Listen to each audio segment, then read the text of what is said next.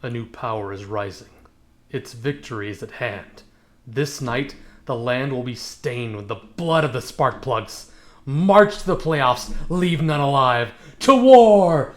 And March Jalen Hurts did, as he is not only a phoenix, but also a vulture, snaking not one, not two, but 3 rushing touchdowns this week, on the way to consuming the formerly undefeated spark plugs in fire. Welcome in once again to the dungeon of the Doctors of Doom, where I am your fearless leader, Alex the Shark Sparks, and with me as always is my plucky sidekick, Mitch the Wildcard Black, and of course I'd be remiss if I did not introduce the man whose team is on a hot streaking through the quad and up to the gymnasium. It's Vinny Dream Killer Santucci. Say hello to all the imaginary fans out there, fellas. Tooch, tooch, tooch, tooch, tooch, tooch. 2 things The there. train coming for you boys. One, I hope Josh Allen never does anything against you to stay out of this intro. And 2, I don't even remember because I was so just appalled by just bye-bye Jalen Hurts. There he goes. I'm happy. Yeah, right. I just felt so targeted right there. I mean, this was like Yeah. if something happens to Hurts, I might have to file a lawsuit for like premeditated murder or something like that. I hold my breath during the intros now. I have to be honest. All week was I can't wait to put one of Vinny's players in the intro this week, so it's definitely premeditated. Well, look. Here's the thing: the intro curse is real. It's crazy, but it's real. The only team that wasn't cursed by the intro curse was when I said a team name instead of a player name, and even that week, my team did not do well that week. I did barely win, but I had a couple injuries that week. Even the person who most escaped the curse this week was my dad. Now his team did terrible, but Henry technically had a good game for a running back, but that's not a good game for Derrick Henry. 13 fantasy points is, his worst game of the season since week 1. So I still think it kind of worked, even though not nearly as much. But yeah, I normally don't target people. I just write based on how the game script is. And let's be honest, Mitch almost lost this week when his running back got no touchdowns when your quarterback stole 3 of the rushing touchdowns. So I felt it was appropriate. Let's do a quick around the league recap. We'll start with my team. So this week I got the dub over Break. Break once again has a high scoring week and gets the loss. I was complaining, as you guys know, during the Sunday night game that I thought I was going to lose. Going into the game, I needed Cook and Prescott to combine for 26 points. That's how much I was down. That's their average on the season week by week. So I just needed them to do average. With 10 minutes left in the fourth quarter, they had to combine like 6 points. But I forget that Dak Prescott is the best garbage time QB in football. That is when he makes his money. And sure enough, Dak threw 2 TDs, both of them to Lamb, and I ran away with it. Moving on to the Serial Killers matchup. They lose to Gummy Bears, ironically, because their quarterback got 9 points. Let's look at the bench. Trevor Lawrence, who they traded for, 27. She has yet to use Trevor Lawrence. In fact, even on our QB's bye week, she picked up Kirk Cousins just so I couldn't have him and isn't using him either. It hurts my heart. I've texted her about this 3 weeks in a row. Give me my boy Cousins back. It hurts so bad. She loses this week because of that. We addressed this Honestly, in the intro. that made my weekend. When I saw that she had Cousins on the bench, it made me giggle. We addressed this in the intro. Vinny, your team, absolutely, popping off. You're the streak stopper. You broke my undefeated streak. You broke Dad's undefeated streak. You're taking us both down. That's rough for us. And you're cruising. You've had 4 straight weeks of above 100 points. Breaking the century marks 4 weeks in a row. That's really tough to do. Austin. Vinny's peaking at the right time, right, Alex? Not in the season, not in division, and before the playoffs, right? Peaking at the perfect time, right? Am I right? Yeah, for you, peaking well for you. Although I will have to say, like going Mitch, Alex, Nolan in a streak, it is a decent peak because if I don't peak, then maybe Good division point. doesn't even matter. So, Good point. I'm just having fun with you. but yes, I mean we can't all be 2022 Sylvie, and peak in the playoffs. The last 3 games. Go on, Alex. Hey, it's all about it's all about starts, turns, and finishes. You know what I mean? So the playoffs matter. Anyway, moving on. Austin and Dinosaurs. Austin breaks the century mark and still loses, and it makes you wonder. 1-7. Where would he fit on Jimmy's luckometer from back in the day? Because when you look at his team, CJ Stroud has taken a big step backwards. Garrett Wilson, they traded for another wide receiver to be wide receiver 1. Tyreek Hill, he's had awful luck this year with his quarterback going down, has been useless. Travis Kelce, fun fact on this touchdown, this was Travis Kelce's first regular season touchdown in 13 games. 13 games, which means he hadn't had one all season. Yikes. And then to take the luck factor even further, as bad as all these people have been all season, they all kind of pop off this week and he still loses. I mean, just Austin cannot buy a break. Dropping 100 points. There's only, 3 teams that would have beat him this week? And he happened to play one of them. Me, Miles, and Vinny are the only teams that would have beat him this week, and that's who he played was Miles. So, Austin taking the L. Moving on to the Cameron-Matt game. I'll be honest, I kind of forgot to write something here, but I will comment on Matt's Lockett pickup. For those who remember last week, I dropped Lockett as my waiver pick to go with a different wide receiver. Lockett gets 0. The wide receiver that I picked and didn't have the balls to start, Tillman drops 21. This game was the game of benches. Look at their benches. If Matt starts Kincaid, who he started all year long, started Kincaid, and this is the first week he benched him, he wins. And then if you look on the other flip side of Cameron's bench, instead of doing Amari Cooper, he wins. So either one of them, if he starts Zay Flowers or I forget the other one, but because Cooper got 0. So either one of them plays the guy that they'd normally been playing. Debo's been hurt, but so he's been starting Zay Flowers, and Matt's been starting Kincaid. Either one of them starts the guy they've been playing all year, they win their original game. It's kind of funny to me. Yeah, that's pretty crazy. I will say, like, the most surprising stat line of the week to me is Amon-Ra St. Brown's. I mean, there's no way that you can look at Amon-Ra's stat line. That's like a Kyle Juszczyk stat line, except for like a star number 1 receiver who was like in the top 4. So like it's just seven receiving yards and a touchdown. That's just so sad. They're making sure to get him his stats this year for sure. It's kind of wild. Yeah. All right. I think it's wild starting Cooper over Deebo Samuel. Cooper, second game with a new team. If you look at his first game with that same new team, he had 4 catches. Like, sure, that's fine, 66 yards and a touch, but like that's nothing. Like, Cooper's been medium all year. Let's wait and see what he actually does. Whereas Deebo Samuel was going to be the guy with all the injuries they had once it was announced he was going to play. Anyway, last game, Mitch was so close to back-to-back ties. It would have been fantastic. For those who didn't watch, like, this was the most up-and-down game. Our text chat was blowing up. The Steelers D had nothing. Then they got a defensive touchdown. But then the Giants started scoring. Mitch was losing points. This game waffled back and forth the entire time. And then it got down to where Mitch got a strip sack for 3 points to take it to 82-80. So it was a 2-point game. But if the Giants even got a field goal, it'd be a tie. Mitch also tied last week. It was going to be so great. But then a terrible pick by General Jones ruined it. But yeah, that was, oh man, it was so great. I mean, it was pretty epic. Yeah, it was even worse than that because at one point, if the Giants went down the field and actually scored, they were going to go for 2 because they needed to tie the game, and that would have been an extra, and I would have lost.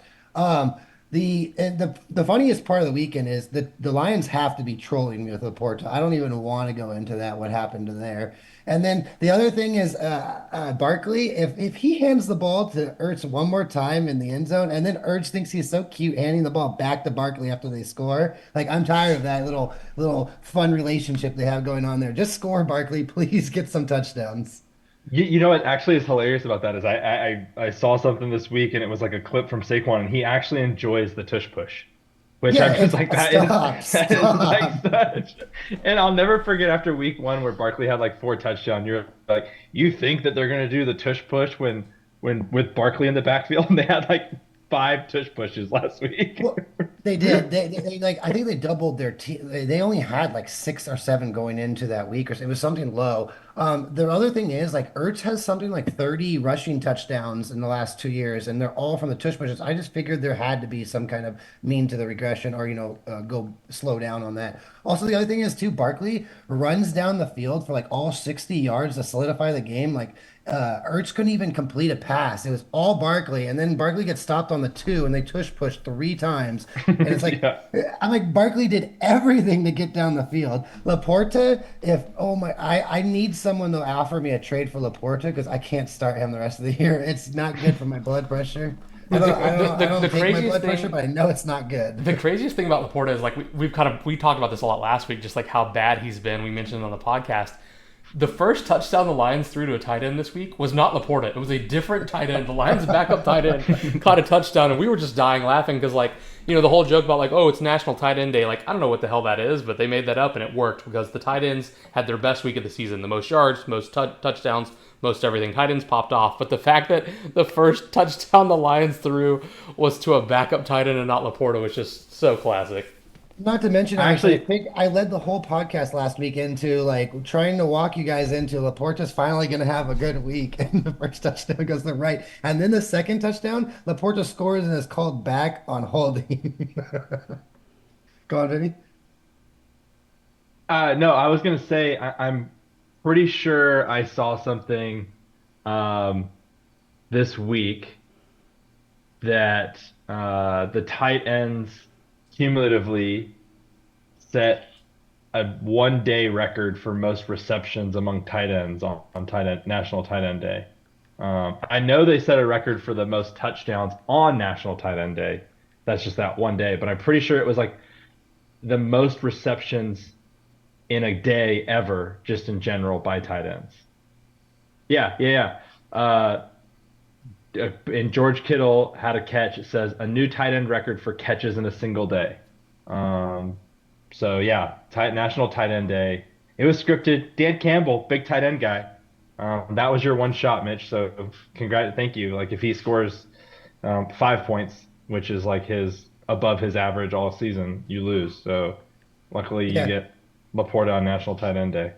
Well, that's and in all seriousness, to if Luisa is listening, like he he just picked up Henry. He had a couple other options. I was looking at the other options. They all scored more than Henry. Henry on tight end day didn't have tight end day or whatever you want to call it. It Well, was one of and the the few that wildest thing didn't. about that is like, like I understand why I dropped Kraft. I have two tight ends that are better, but like, why Yeah. is why is Kraft still available in this league? Like Tucker Kraft. Right. So, I think he like, picked up Henry over Kraft as well. So there was a couple other options. I don't blame it for him. And then Diggs getting hurt, that's a difference of a couple points.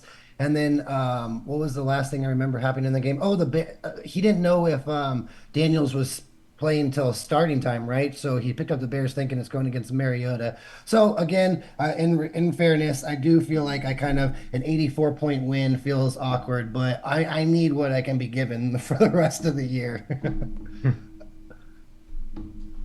Uh, yeah, I don't really understand how Kraft on National Tight End Day isn't on there. Although he didn't really. Oh, did he? Just kidding. Is that him? 78 yards and a touchdown. Yes, yeah, that he was had sweet. 78 yards and a touch, and but more importantly, when you're looking for a tight end off waivers, like yeah, like this isn't always going to happen, but he's got touchdowns in 4 of his last 5 games, right? Like yes, he had this one outlier, but since they decided to start using him as a receiving threat starting in week 4, because like you can't really count the first 3 weeks, that was when they had the receivers, they weren't using him. Now that they've seen him play, they're using him more often.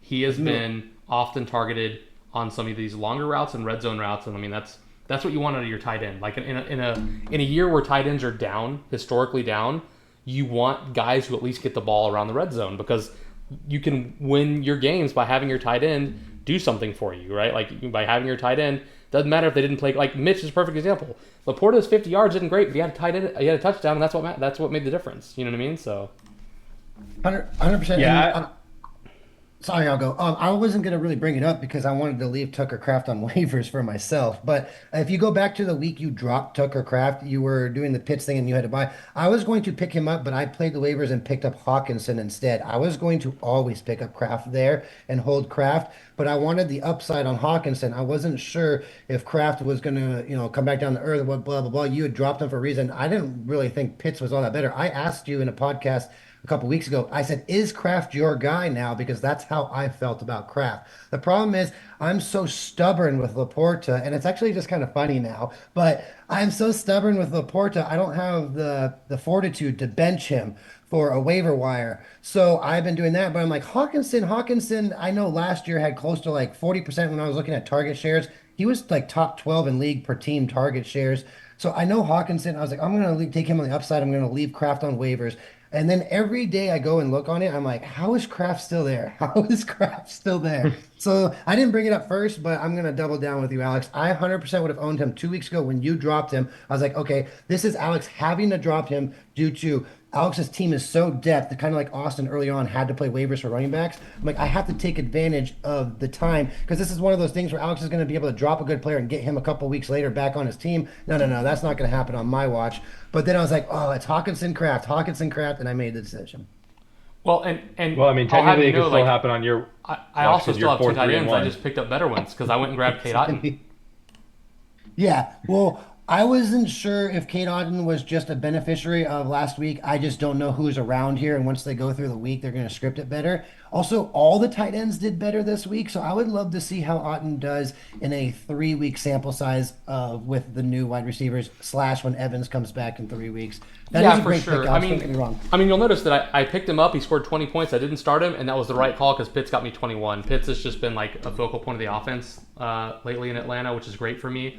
But I still wanted to get Kate Otten just because I think there's value there. And yeah, as you guys know, I'm a target guy. So like obviously week 7, that's where the wide receivers went down.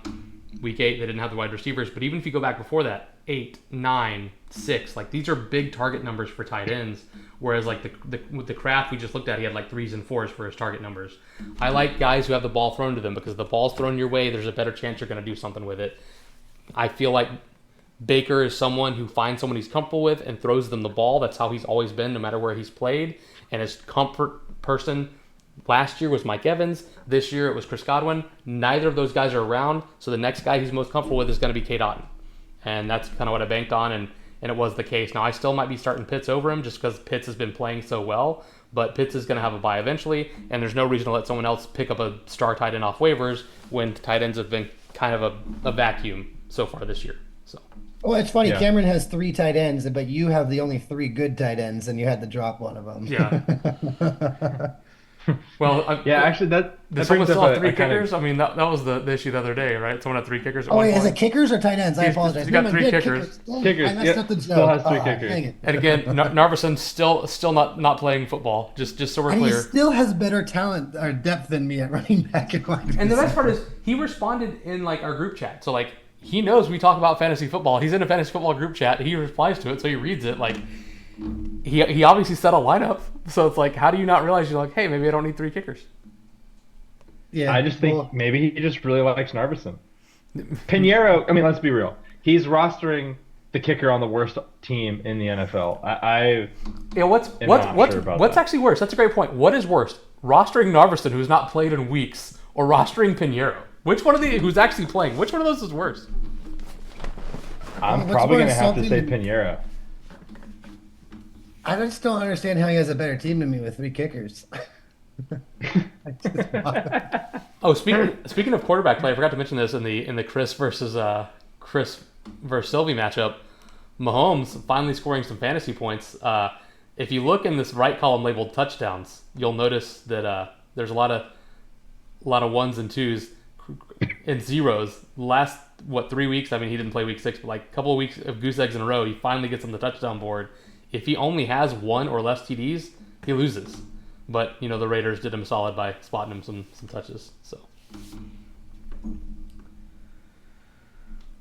But yeah, all right. Hey, since we were talking about tight ends for a second, it was just not a topic that I wanted to bring up. That's not planned. But if we want to pivot or we wanted to try to cover some of the things that we talked about earlier, I'm okay with it. But I had kind of a hypothetical question. Sure. So this is I don't want to make it like singularly about my team. It was just something that got brought up. Like I feel extremely lucky that George Kittle is doing what he's doing. George Kittle has 83 points on the season. Now, granted, his bye week is coming up. That would put him at wide receiver. Let me look. Oh yeah. My Puts him at, like, computer 12, is I think. loading. What'd you say it was? 80 what? 83. Wide receiver 5 or 6, I think. 5 or 6. No, it's Wow, higher than yeah. that. What? How many points was it? 83. 83. Yeah, so he'd be wide receiver 5, and of the guys And- ahead of and him, more than one of CD them's on Lamb. IR for one of them's done for the year. Oh yeah, so he's gonna pass Godwin. Brian Thomas is injured, may or may not play this upcoming week. So, yeah. So granted, So I think he's guys the like new CeeDee Kelsey. Lamb have already had their bye. Is that what you're trying to say? He's the new Kelsey? No, I'm just wondering.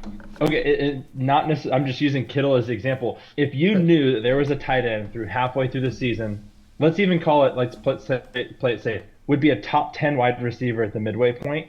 Where do you draft him? This goes back to the Kelsey debate. If he can, because of the points you're getting at the opportune cost of the other people's tight ends, he should be a late first round, early second round pick. That's where Kelsey went. Middle of the second round was like his best value in all of our drafts. Yeah, so I mean, It'd be he's averaging interesting. what, just under 3 more points per week than the second place tight end because Tucker Kraft has 60.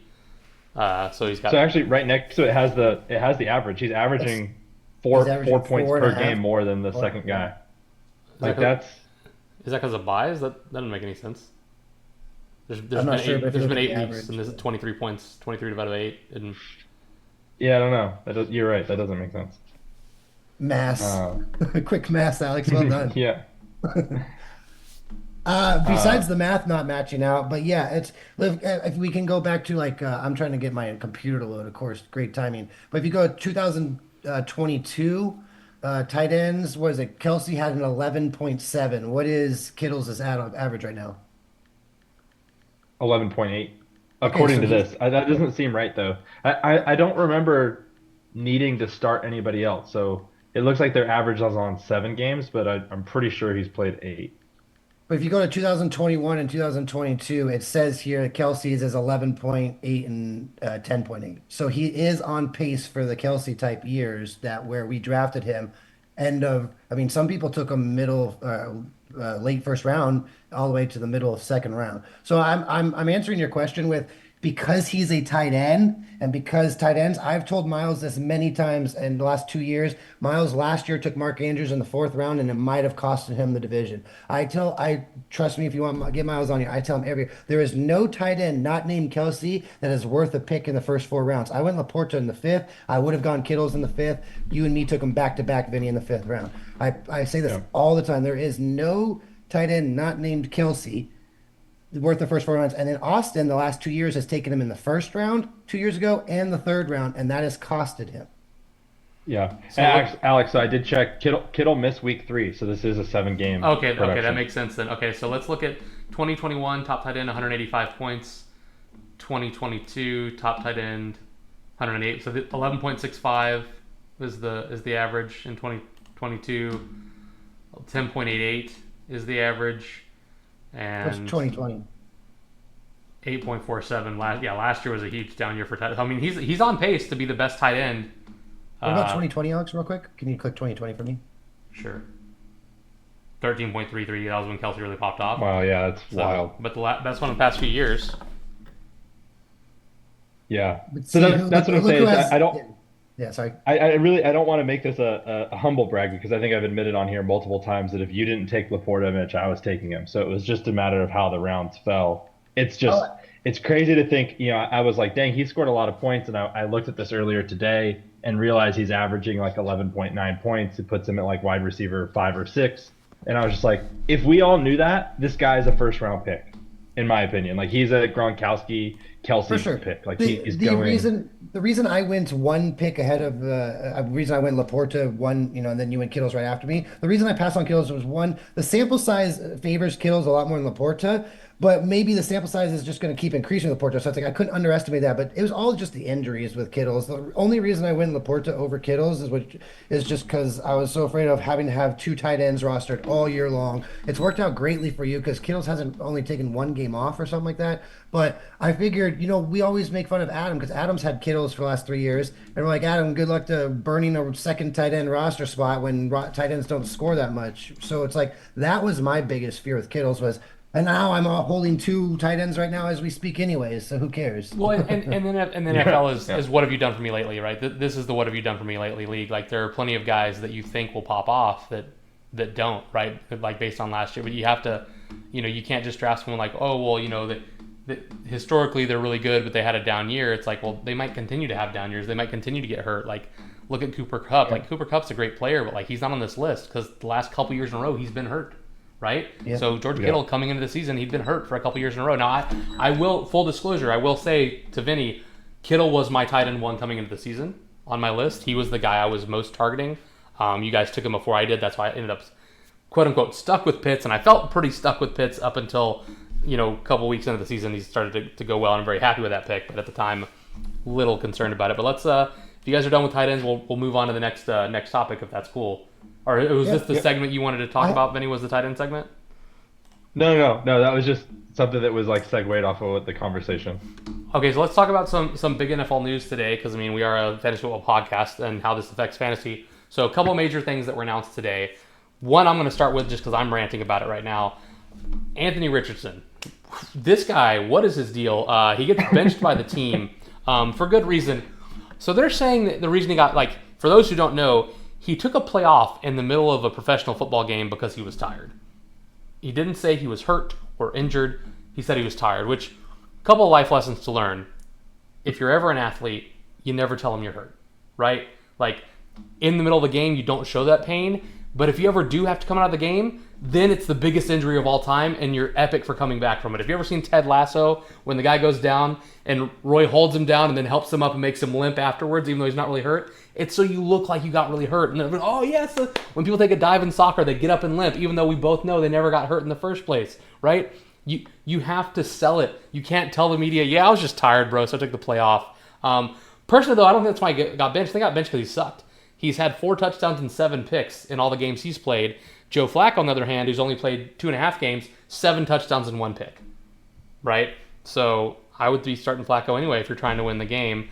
It really just ticks me off, though, because I keep picking up and dropping Colts receivers because every time I do, they change quarterbacks on me, and I managed to I've started Pittman, Downs, and Alec Pierce in leagues this season. Every time it's when it's freaking Richardson and not Flacco, and it's infuriating. I actually lost in Sleeper this week, Vinny, as you know, because Pittman playing with Richardson got me 1 fantasy point. I lost by 6 in a PPR league, by the way. So 3 catches for 30 yards gets me the dub, and I lose because Pittman gets me nothing. And I don't blame Pittman. He had no quarterback. If Flacco played, 100% I would have won that game. So very frustrating. At what point Ballard, or whatever his name is, the GM for the Colts, at what point, I think it was 2, and I think Richardson was 2 for 17, no joke, during the game, because I was watching a lot of it. And at what point do you just call down and please bench him before it starts making me look bad as a general manager? He's that bad. He was seriously 2 for 17. I don't understand how in today's NFL you could even you'd have to try to do that almost. That's just I think he was 10 for 32. It was something like Josh Allen-esque from a couple weeks back. Yeah. But, oh no. No, I'm just kidding. No, I think what's crazy. So yeah, Alex, I kind of thought about this. I didn't realize that the Colts were 4-3 going into this week, playing the Texans, and I remember having this thought of, wow, they actually are competing for their division. There's no way they continue to roll out Richardson when he's coming back off an injury. And sure enough, they've rolled him out a couple times now. And I'm like, man, that just doesn't make sense to me. If you're pushing for a division title, you got to go with what's productive. Who cares about the development of this guy? Right now, obviously, Flacco probably has, we all don't think that he has one more game in him, let alone another half season or full season. But I don't know, man. I watched the Browns last year. You guys seen the Browns this year, right? The Browns with Flacco last year were a good football team. The Browns this year with Deshaun Watson are a bad football team. The Browns with Jameis Winston inexplicably won this week. But we'll get to that in a second. But yeah, going back to the look at the wide receivers right now. Michael Pittman and Josh Downs are both on waivers. There are no wide receivers rostered from the Colts in fantasy football because of Anthony Richardson. Both of these players were rostered when Flacco was starting. They both got dropped because he's not starting, and now look where they're projected. It's when you look at their stats, man, the games Flacco played, 11, 9, 9. The games that Flacco's not playing, 3, 2, 3, 6, 1. You know what I mean? Josh Downs, same thing. The games without Flacco, or the games with Flacco, 14, 6, 12, 17. It's amazing. So, Oh, hey, Chris. Yeah, I will say, oh, hey, look who dropped in. Yeah, welcome to the pod. I deleted the intro, but since he's here now, I'll go ahead and say we have a returning special guest joining us today, someone who's a valued show contributor. It's Chris First round savant Lee. Chris, how you doing? I'm good. How are you guys? Doing good. And that first round savant is a double pun. Let me know in the comments if you get what the two are. So the first one is first round, and the second one is him being a savant in the first round. That one's a little more self-explanatory. If you get both of my puns, let me know, and I'll give you a shout out in the next podcast or something. That's so funny. Little fun fact though, just to wrap up the Anthony Richardson talk. He has had 23 career starts at quarterback since high school. Just want to throw that out there. Yeah, he started 10 in high school, 13 in college, and now all of a sudden we're running him out in the NFL just because what, he's athletic? Like, I know there's one member of this podcast that think that's all that matters, but I and most of us are of the opinion that athleticism isn't the only thing that matters as far as being a football player, especially quarterback. It takes a lot more talent and knowledge, and I just don't think Richardson has it. And I just don't think it's a work ethic. I mean, coming off the field because you're tired, like that's insane to me. Like I've asked for a sub because I'm tired, but I never played at a professional level. You know what I mean? Like I never even played at like a club level. Like I played on like a rec league team. So yeah, I was like, hey, my dad was the coach, and I asked to be subbed out when I'm tired. Sure, I can do that. But even then, I hated having to do it. I can't imagine being a paid professional. Be like, you know what? I'm gonna take this play off. You know what you can do if you're a quarterback and gonna take the play off? You audible and hand it to the running back. There's ways to take plays off without coming out of the game as an NFL quarterback. Just saying. Although, Yeah. is it true that last week he was pretty tired and he fumbled out the ball when he I think he fumbled the handoff last week. But then say you were sick or you were injured, not just I was tired. Like that's what I think the problem is. Like you can't frame it in a way that makes you look bad. Like you. Well, I totally agree with that. That was if he's having heat exhaustion. Like, look, I get like sometimes your body just can't go. I've seen the strongest of people, right, get heat exhaustion and they just can't even move. They could bench press 300 pounds normally, but they can't even stand right now, right? Like that's your body can give out. I get that that's a thing, but like it was one play. It wasn't like he just pulled himself from the game entirely. It's like he just needed a play off. That was really weird to me. But anyway, we've kind of discussed that. The other big NFL news. I want to jump in. Yeah. I want to play. It'll be a quick fire for you guys. So Richardson's played 5.5 games of the 8. The other 2.5 are Flacco, right? 3 games. Because basically 3 games for Flacco. Okay, so if I tell you right now, we'll just do quick fire. It's not meant to be thought of real hard. But if I told you the Colts or the Bengals, who has more passing yards per game this year? Who would you say? I would say the Bengals. Well, I mean, okay, it's the Colts. I realize the Colts for or the Vikings. Vikings. I realize that was a trick question, but going with Vikings. I'm going to make them all. I'm going to make them all trick questions. So the Colts and the Cowboys, who has more passing yards? Ooh. I'm going to say Colts just because Colts. Dak's been As pretty someone who has bad. Dak on his team, the Cowboys don't. It's the Cowboys. Really? So Colts are the Vikings, who has more passing yards? Vikings. I don't know. The Vikings don't pass that much. I'll say Colts. I would say Colts. Yeah. It's Colts. Because the Colts Colts are the have had Rams, quite who a has few more home run passing games. yards. Now that I think about it, they've had like the long bombs to Downs and Pierce. Go ahead. Colts. Colts are the Rams. Colts. The Rams haven't done anything up until this week. Colts are the Jaguars. Jags. Ooh, Jaguars. And I have something to show you guys about that. Colts are the Saints. Are we right? You got to tell us. Oh, Right. sorry. The ones I haven't corrected you on, you're right. Okay. I apologize. Oh. Sorry. So Colts. So they have The more. Saints are terrible. It's got to be Colts. Colts. Yeah, Colts. Based on the Saints' last 2 games, are you kidding me? I have more passing yards this year than the Saints. Colts are the Cardinals. Ooh. Cards. Ooh. Cards? I'm still gonna say Colts. Now that you mention it, like they have had a lot of home runs. Cards barely though, just barely. So it's a trick question. They're So right Cards. Yeah, Anyways, barely, though. what's It's not the by much. point you're trying to make? Just they've had a lot of The passing Colts yards? are the 14th best passing yards per game team. They're ahead of a lot of teams that you wouldn't expect, and that's where the fantasy's coming in with all the wide receivers. Like I don't like how is Josh Downs and all these Alex Pierce and all these guys coming in with fantasy relevance if Anthony Richardson is so bad? And then you look at the stats, it's like, His name is Joey Flacco. but Well, I for just 3 looked, though. games, Flacco's only had one Flacco. 300-yard game. The other Yeah, two, he it's was 300. sub 200. But I mean, granted, he wasn't the start. Like he came in, you know what I mean, or like left early or whatever. But let's see. And I'll give you another real quick fun question. I don't really know how to pose this one into. I mean, you look at those numbers compared to These Joey yards are Flacco. terrible though. Joey Flacco in 3 games has almost as many as Richardson does in 5. I'm just saying where the state of the league is in passing. I guess that's more of my point. So than let as me Richardson ask versus you Flacco. this: don't look at the screen, which I know is hard for you to do, but I'm sharing my screen, so I don't want you guys to see Okay. this. I have a similar question for you guys. It's fun for me. Tell me I'm not which looking. quarterback you want. I'm going to read you some stat lines, okay? And you tell me which of these two quarterbacks you would like on your NFL roster. As soon as it Please loads don't for be me. Josh Sorry, Allen. my This computer's got a one. bunch of things.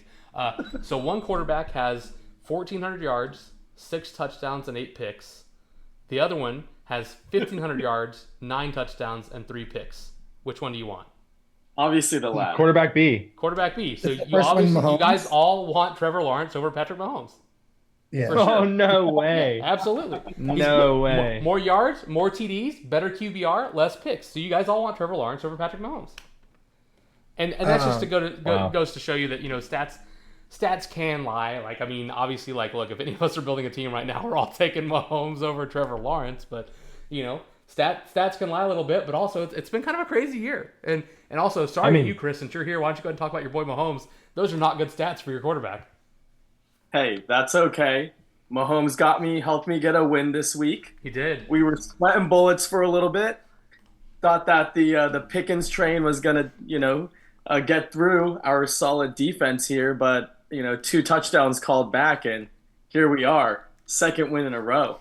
Not only 2 touchdowns called back, but one of those 2 touchdowns was the rare. He got 2 feet down. They were just both the same foot. He was able to get his right foot down twice, but his left foot never touches the ground, which is kind of hard to do, to be honest with you. So.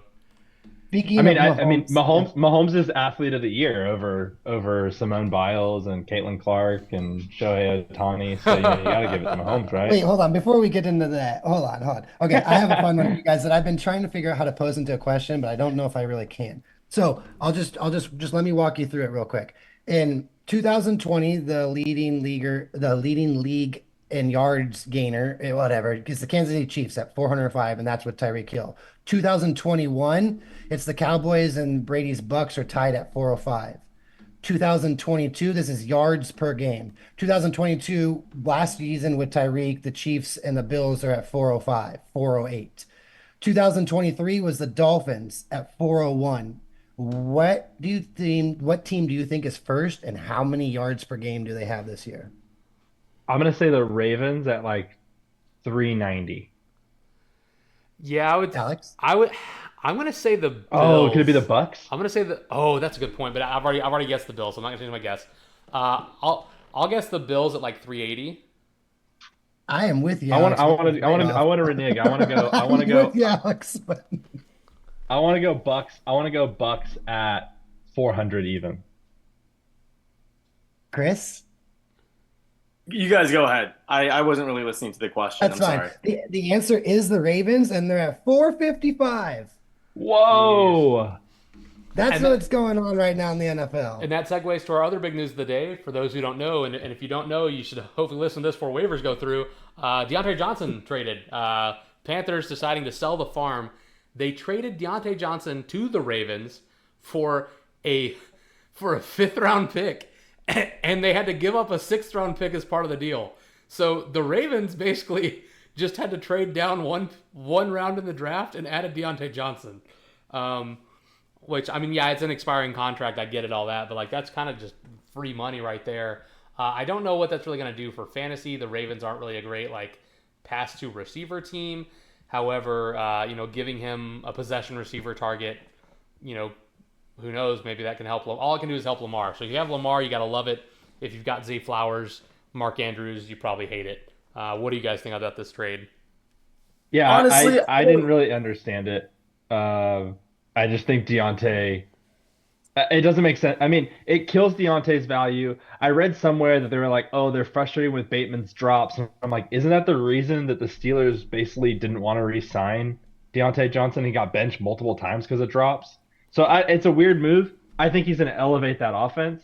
I just think it's crazy to think that, like, Dallas or New Orleans or Tampa, I don't know, there weren't other teams that were willing to move down one round for Deontay Johnson. But I guess not. Is Yeah, why is he not? I don't he's not on know this what projected it list anymore? does to Deontay Johnson's value, except I think it's not a good thing. I think there are plenty of mouths to feed in Baltimore. I mean, you look at like I feel like the Ravens are more about quality, not quantity, and in terms of completions and getting their receivers open. It's not like they're like sitting there throwing the ball, 35 to 45 times a game. I just really don't see how this helps in fantasy. I see how it helps in real life. I certainly understand that in terms of how the defense has to game plan for the Ravens now, Yeah, just to be just because clear, Vinny, one more when you said receiver you you don't have to understand worry this about. trade, you meant like from a fantasy standpoint. I assume as a as a Ravens GM, you understand why they make this trade, right? Uh, yes and no. I just think he's like a very similar player to Zay Flowers. I don't think he's like what they need. I just think it's funny like that. Oh, Bateman's dropping the ball too much, and then I just don't see how him and Zay Flowers operate in a different area of the field. Gotcha. All right, Because they're sorry, I both didn't mean to cut you off, XY Chris. I was just receivers, curious. Hold or on, what do let you me let mean? Chris finish. I'm sorry, Chris. I didn't mean to cut you off, bud. No, that's all I had to say, and Okay. that clarification was good, I think. All right. Because they're both the same X receiver, or what do you mean? Yeah, I think they're both like guys that are. I would put them more at like a slot Z guy than like Sure. your big Why? X guy. Yeah. So I don't know. I just feel like the Ravens they work well with those. He just seems like a guy that's going to work the middle of the field, quick slot. He's not like a deep ball guy. He's not Yeah, I a mean they're both 5'9", 5'10". big, Neither tall neither of them target is like hog. stretching a corner over their head or anything by being tall. My question to you, Vinny, is it for the Ravens specifically? Because that's interesting. Is it more of just insurance because they know this is their year and you can't trade past the trade deadline in the NFL, and this might have been more of timing as of to getting a good deal from Deontay as opposed to Bateman dropping and just is just coincidental in the week? You think that's possible? Yeah, I think it's just possible. Yeah, I don't. I just think it's just for me. What's weird is like if it truly is because of dropping the ball, then Deontay Johnson is not the guy that I want. I don't think He, I don't think. I mean, who said that again, Vinny? Did you say? it was just a couple reports that I read that they weren't sure like why they felt the need to pursue a new wide receiver.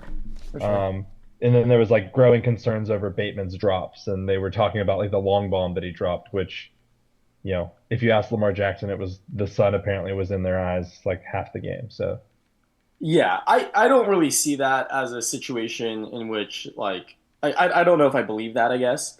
But again, like I realize he's sort of small and speedy like Zay Flowers, but at the same time, like does it really hurt to have more good wide receivers if you're an actual NFL team? that operate in the same role. I 100% think so. Especially when your bread and butter, or your Mark Andrews and your Isaiah Likely's, they need someone who's going to stretch the field. And I just don't. I mean, maybe they're just going to continue to roll Bateman. Maybe what they're trying to do is keep Zay Flowers on the outside and just use Deontay on the inside. But you know, Likely and Andrews are going to get hurt because it sounds like they're going to try to run three wide receiver sets because you're not going to put Zay Flowers and Deontay Johnson on the outsides together. Like that's just not going to happen in real life. You're not going to have two 5'9" receivers on the outsides. Yeah, I mean, I don't think they're the same receiver because I do think that Deontay Johnson's more of a possession receiver than Zay Flowers is, but I do see what you're saying. They're both the same build, same size, so they're gonna run a lot of the same routes. Anyway, let's move on.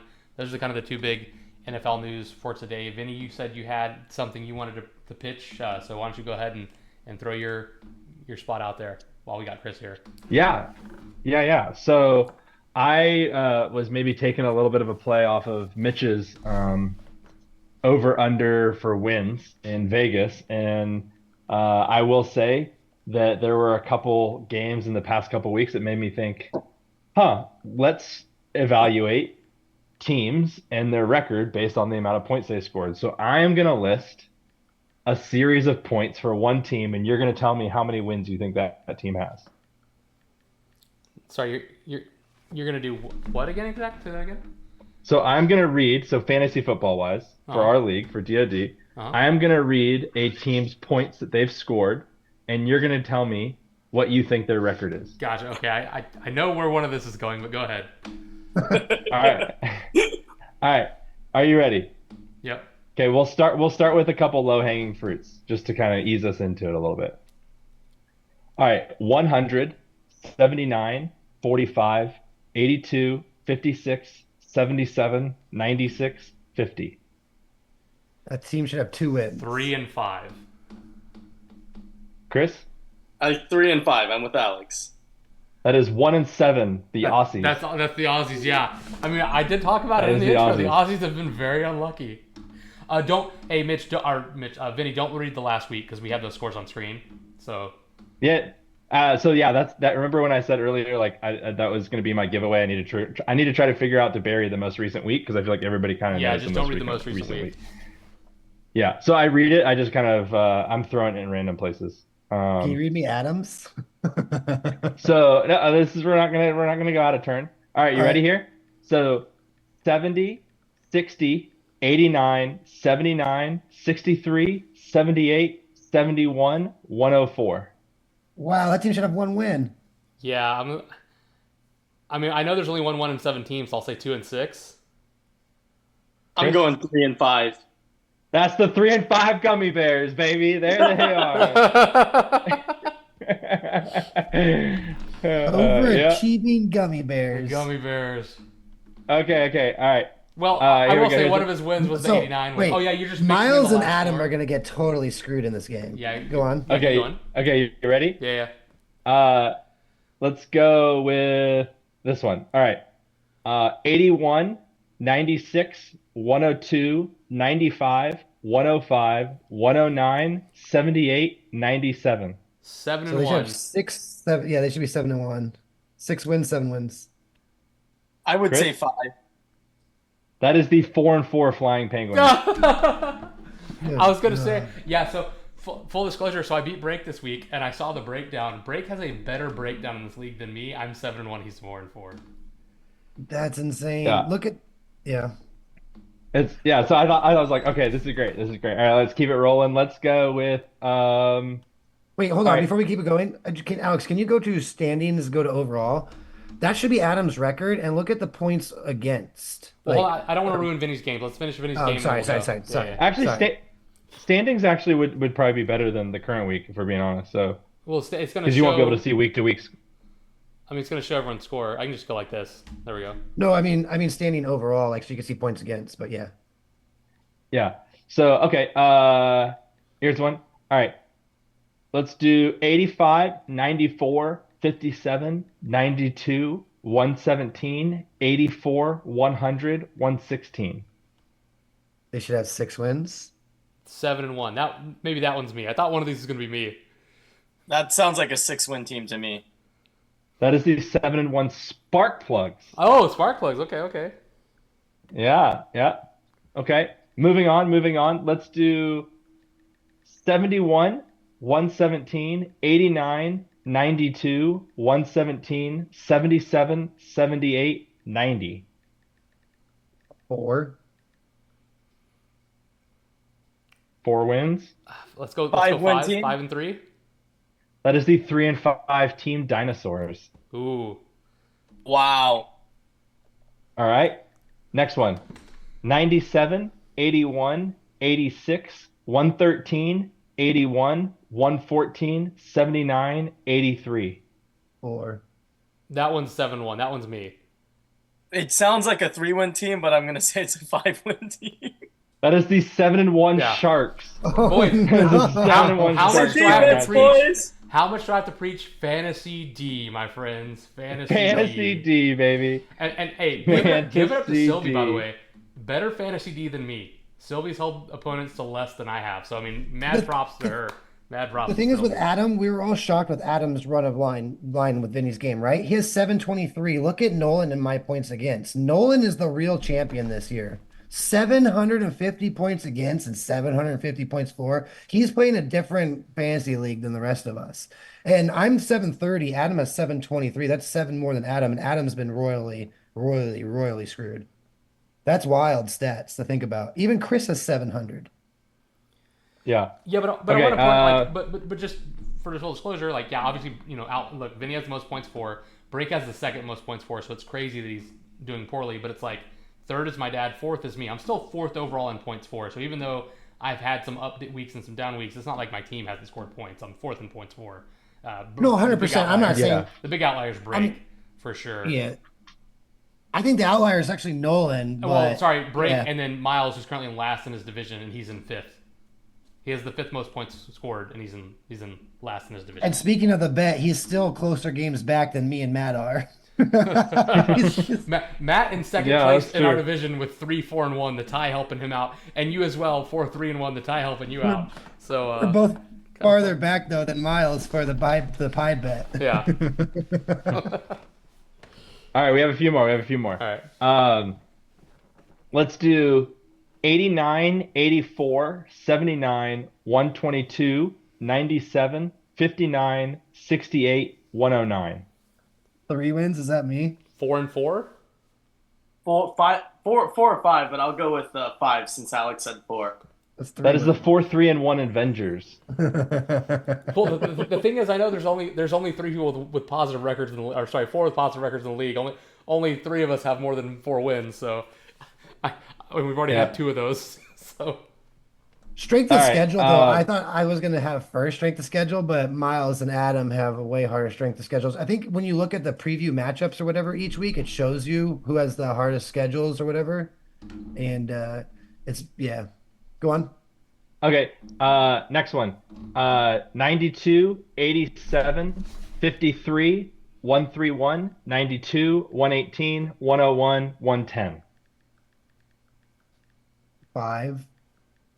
We've already gone through the 6-2 and 7-1 teams, or both 7-1 teams. I'm not doing it that way, Yeah. Chris. Just by That's the basic insane score. because that sounds like a 7-1 team to me. No, that's Uh, fine. I'll call that whoever's left who has a winning record. that'd be Vinny's 5-3 is what you're saying? Yeah. That is the 5-3 Team Phoenix. Yeah. Oh my gosh. Uh, Is that Yeah, only is that one bad week? yeah, a 53-point bad week. But you have 670 points again. So if you go through your schedule and say, like, you put your points up every week and then put the same schedule as like Adam or Miles, I would be interested to know what your record is then. Does that make sense? I think you can look Because at. So, I mean, even though I do you're have number the, one in points for, Nolan's number one in points for, and he's still got 750 and he still has a loss. That's insane. yeah, but I do have. I think my breakdown is like 68 and 21. I have 21 losses in breakdown. 2 of my losses are against you and Matt. I'm 6-2 on breakdown against you, and those are 2 of my losses. Oh, you were Um, six. Oh, let me see that. Yeah. Well, So it sounds and like then everyone was off a game or two, win or loss, and then a couple teams were off 2 games. Like Chris and you were off 2 ±2. So there's a couple guys that are yeah, off ±2, and then it seems like everyone else is ±1, Yeah, there's so actually what I'm getting is my team overachieves and Austin and Vinny's team underachieve. and everyone else is uh, about right where they should be. Yeah. yeah. There's a few good ones actually in here too left. That actually I was surprising putting together. So let's do this one next. 85, 103, 70, 91, 98, 63, 80, 100. 3. 3-5, 3-4-1. 4 and 4.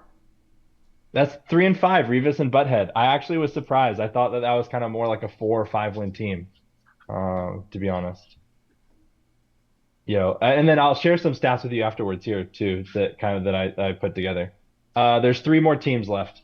76, 71, 69, 107, 56, 98, 97, 94. I missed it by 3 or 4. Yeah, I'll say 3-4-1 again. That sounds like a 3 and 5 team to me. That is the 4 and 4 Yak of Lamb. Oh, Ooh. All right. 82, 74, 58, 107, 86, 65, 97, 97. 2 or 3. Probably 3. I'll say 4 and 4. Alex?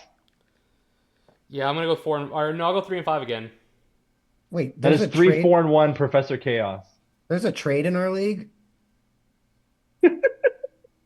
Is there? There's a trade between Sylvie and Miles. What? What's happening? What is box? What is Fox? What is happening here? There's a trade between Miles and Sylvie. The trade is This is Darnell Mooney breaking. and Braylon Allen for Terry McLaurin. Are you serious, Sylvie? What is going on?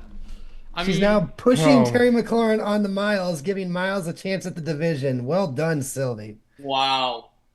you know what? She, There so was a veto so on she my wants trade. the We she might as wants the well. She wants the Cousins and Mooney stack. Is that what I'm hearing? She wants the Oh, Cousins Mooney stack, even though she's getting the not starting cousin Cousins. stack to knock Vinny out of the playoffs and let Miles have the top receiver. Miles's only hole was dropping Olave, and Miles and I have been for 3 weeks now working out. This is why maybe he didn't want to. So Miles and I have been trying to do Metcalf or more to Miles for the longest time because this is before Godwin got hurt. Once Godwin got hurt, the trade kind of stopped. I think this is what just took over place because I was going to give Moore or Metcalf to Miles. I mean, Sylvie once again giving up a top player. Like Sylvie is just getting taken for a run in all No, these okay, trades. so honestly, and reality, this one I'm going to be a little bit more okay. So the Jacobs one's a little bit different, but I actually think Brayan Allen's actually a great snag. Terry McLaurin's a top 10 fantasy wide receiver right now, and like this is basically what Sylvie got for giving up a top 10 running back in Jacobs. Yeah, then she's Audience, Chris. downgrading Hey, to the. hey, Alex, can you go ahead and refresh this page for a second? Just so you can see that you vetoed it. Well, you know the rules. If you veto something, you gotta own up to it. I don't see a veto yet. I don't see a video yet, There's definitely a veto on my end. All right. dude. And the funny part is too is Miles didn't veto your trade. He said he was good. He's like, oh well, I don't want to veto Vinny's trade. That's I okay. don't. It's not a true objection. I think this is gonna pass anyway, so I was just doing it out of Oh, fun it's gonna pass in this league because for live. whenever our managers make it's just like I don't like as much as we have fun with everyone in this league is very respectful and stuff. So it's like whenever someone in this league makes a trade, this is not like high school again where I'm trying to get Priest Holmes off of Jimmy, okay? Like everyone knows what they're doing. Yeah. So if like we're making a trade, like I only vetoed your trade video for fun and giggles. Like if anyone makes a trade, Yeah, it's oh like it yeah. pretty much should go through unless like it's obvious that someone's tanking. Otherwise, we all need to rewind and go back 3 years and negate your Devontae Foreman for Jamar Chase trade and redo the history books, okay? Because And I mean, that's the biggest. and jokes aside, Terry McLaurin has 8 more fantasy points than Darnell Mooney. So I mean, I they're, agree. Oh they're yeah, I don't similar. even So, think like, it's. I think this you're is getting about super fair. an extra point per game out of that. You're not Sylvie's not really getting anything out of Braylon Edwards. However, she's not getting anything out of her current running back, Zamir White, that she traded for. So I mean, she needs something. And Brees Hall, we have to scroll down to find him. He has been losing workload to, they are sharing workloads now with him and Braylon Edwards in the red zone especially. So Yeah, Braylon So I Allen. will. Braylon Edwards was a great wide receiver. Don't get me wrong, but yeah, sorry, yeah. I will. I just messing. I just But no, just gonna go I don't ahead. mind And, it. I'm gonna throw out here. I know that we have to justify our objections. I'm gonna justify my objection by saying this is a very fair trade. So I have no I have no problem with it. All right. In Well, the practice. commish will take that into consideration. Miles will be fine. He's a big boy. He'll be fine. All right, we're coming up to the end. I have one final thing I want your help on. Normally this podcast is all about this league. I'm going to take it to a different league real fast because I need some help. What wide receivers do I start in this league? So here's who I've got. I've got Drake London, Tyreek Hill, Calvin Ridley, and Cedric Tillman. Who am I starting? Because and I know that sounds crazy, but it's like Tyreek Hill's been super medium, if not terrible. Calvin Ridley last week, his first week with the new quarterback and no Hopkins, had 15 freaking targets. Tillman, as you guys know, I picked up in pretty much every league. Tillman popped off. I didn't start him this week, but I'm on the bench right now. He's had back-to-back 12 and 9 target games, a couple of touchdowns. So, do I bench Tyreek Hill for one of them, who's just done nothing all year? Or Drake London, who's been good, but the week he had wasn't good. He has to score a touchdown to be good. The weeks where he doesn't score a touchdown, he's not great. Who? I've got to start 2, probably 3. Who am I benching? I think you have to roll with Tyreek and Tua.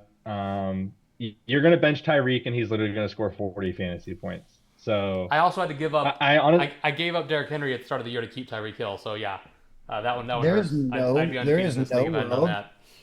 there is no world I live in where a guy who's been on three of the last 4 years has been on the top offense in the league and switched teams is going to be benched for Calvin Ridley or Drake London or Cedric Tillman. You cannot bench Tyreek Yeah. Hill. Okay, I would consider then- Tillman over then Ridley.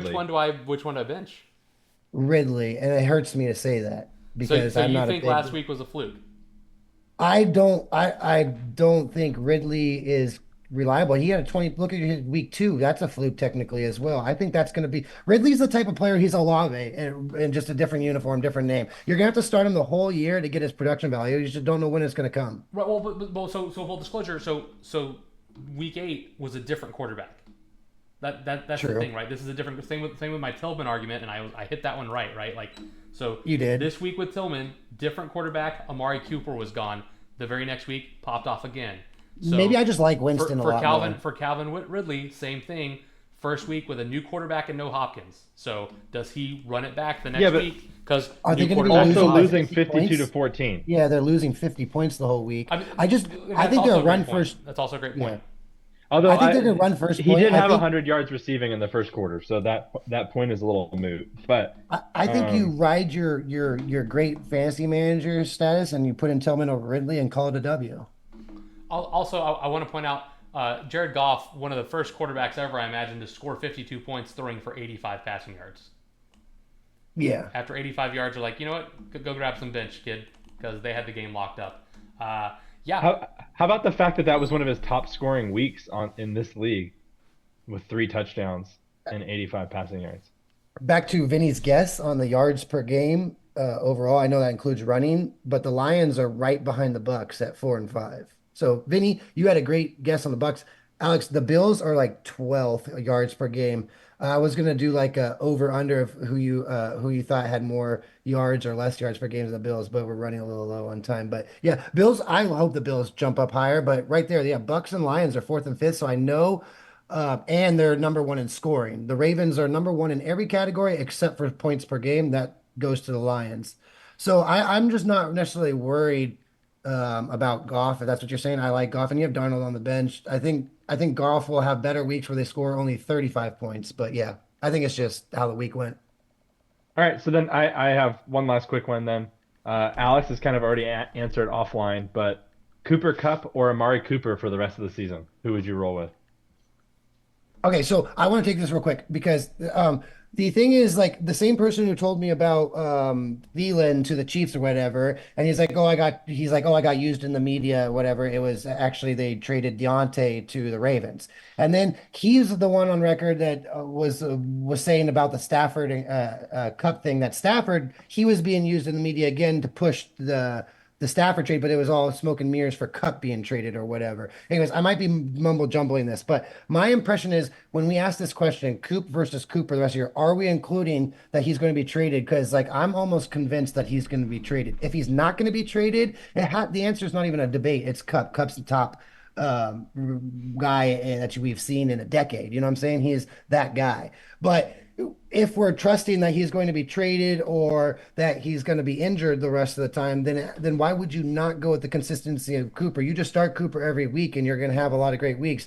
The Bills are only 11th or 12th in yards per game, but they're 4th or 5th in scoring, and I only think they're going to go up from here, hopefully. I don't think it could be down. I think we've seen the bottom of the Bills offense already. I think it go up. They ran the ball a lot. Here's my counterpoints, though, is maybe they were looking to trade Cup. Like I haven't heard that. Like you have what you feel is a reliable source, so I'm going to trust you on that. But maybe they were looking to trade him because they thought the season was a wash. They started the season immediately. You know, Nakua goes on IR. Cup gets hurt. The team looks bad.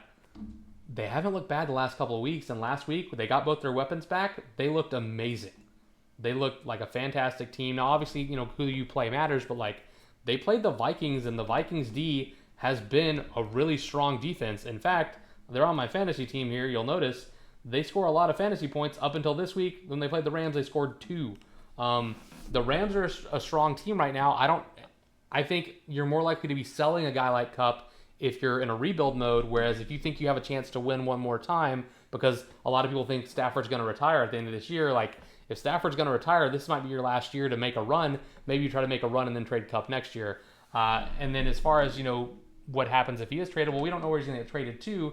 Maybe he gets traded to a team where he does get all those targets, right? Like, yeah, maybe he goes to the Panthers and all the throws from Dalton go to Cup, which is still going to be better like Deontay Johnson had it before Bryce Young was there, because with Amari Cooper, it doesn't really work out. Who was it that started Cooper this week that I was commenting on? It was Cameron, right? Where's Cam? So he had he had 2 targets for 3 yards. Yeah, 5 targets and then 2 targets. And this is a game where they scored a bajillion points, right? Like, how many points did the Bills score? I can't remember, but like 2 targets. He only had 1 catch for 3 yards. 31 points. They, 31. yeah, like the Bill. Is there a way to still? Here's my those are all great. Here's my great points, Alex. My only question is like the worst place to be in the NFL is like the middle, mediocre, right? You want to be really bad or you want to be really good. I don't think the Rams are going to be mediocre are willing to chance the mediocreness. I thought they were willing to trade Stafford a little bit ago. I think they were willing to trade Cup at the beginning of the year, but people weren't sure if he was healthy. So you go out and play him a couple weeks, and then he got hurt again. I think this is showcasing Cup's trade. I don't like. Do you really think in that NFC that the Rams could beat anybody in the NFC North or the Bucks or a couple of the other teams? I don't think the Rams are that delusional. There's so many NFC teams that are just leaps and bounds ahead of the Rams that, like I know Vinny Right, last week said the Chargers are But delusional Cup's for still a trying. good player, right? Like, and there's still a chance he Right. goes and becomes someone's new comfort receiver. Like, if look at these targets, right? So like, they threw 34 times, 10 to Shakir, 7 to Coleman, 7 to Kincaid, 3 to Cook, the running back. Cooper only got 2 targets.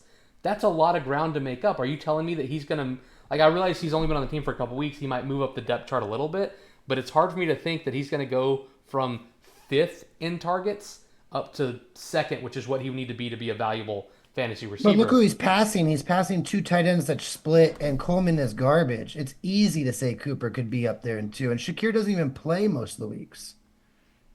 I'll Yeah. give you, Shakir might be the number one guy, but he's got to pass two tight ends that are splitting. And Coleman, we've seen Coleman probably hasn't had 5 receptions in the last 5 weeks.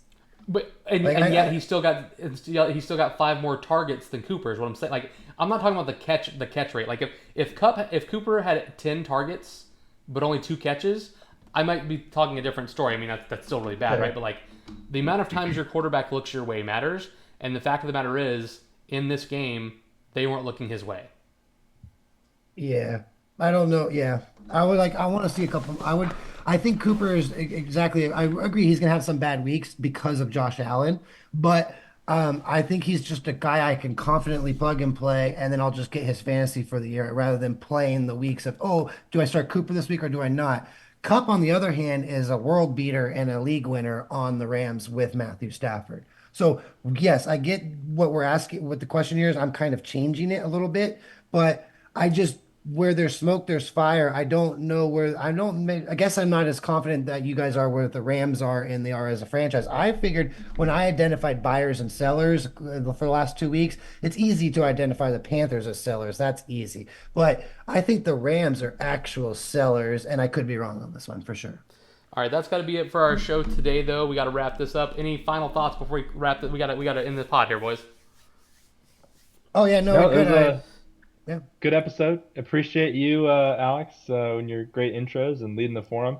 I just hope that you lose again this week, and this time, though, your losses at the intro is now defeated. I mean, What? on one hand, I don't like having a curse, but the other hand, it's kind of fun. And mainly, I just want you to lose. So I hope it does stay strong. Peace out, everybody. Have a wonderful rest of your week. Real quick, Yeah, real go quick. ahead. I want to do a little thing just to see if anyone's listening. I want to see next week. I want to ask people in the text message if anyone's actually listened to the podcast between Vinny and I taking Marvin Harrison and Metcalf in round 3. From round 3 all the way to round 11. How many top 24 wide receivers were drafted? Have a good week, guys. Later, skaters. Peace.